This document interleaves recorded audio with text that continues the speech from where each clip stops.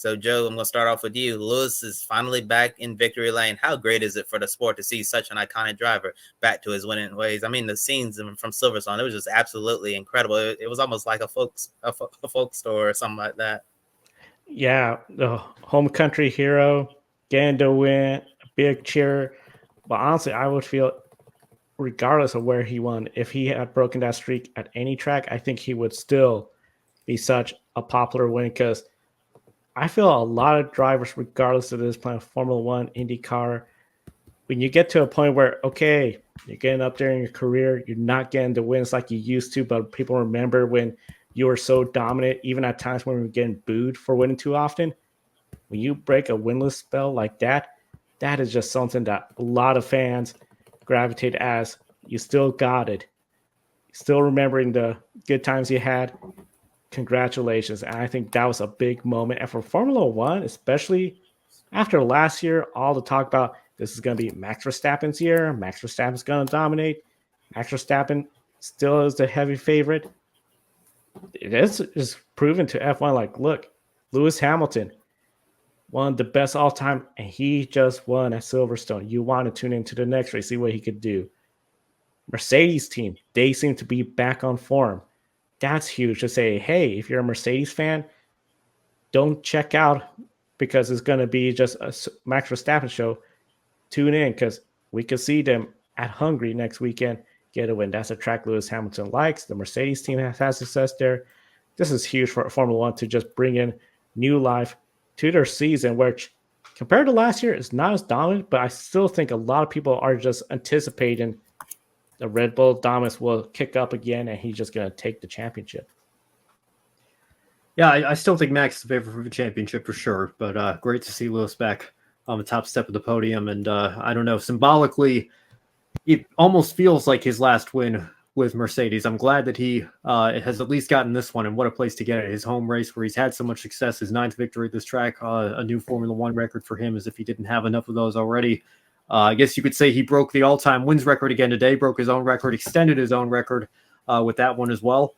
And it reminds me, again, a lot of Kimi Räikkönen winning at Coda in 2018, knowing that he was not leaving the sport, but going on to a team in the Alfa Romeo Sauber team that, we could expect probably wasn't going to be contending for race wins on a weekly basis. So for Kimi to get that last win with Ferrari was a really special feeling, a very popular win. I'm sure this one will be as well. Now, with the pace that Mercedes has shown, I certainly wouldn't put it past Lewis Hamilton or George Russell for that matter. You feel bad for him, unfortunately, having to retire the car after he took pole position. But Mercedes certainly look like they have that race-winning pace again. So we'll see if they can break out a couple more race wins before the calendar rolls over and Lewis goes on to Ferrari, where, again, different situation than Kimi Räikkönen all those years ago. I would not put winning a race or two at Ferrari past Lewis Hamilton by any means either. We'll see how competitive Ferrari seem to be. Hopefully they can get their strategy back in order. I'm sure Charles Leclerc is praying for that today as well. But my goodness, great. Kobe, like you mentioned, just the scenes at Silverstone, absolutely incredible.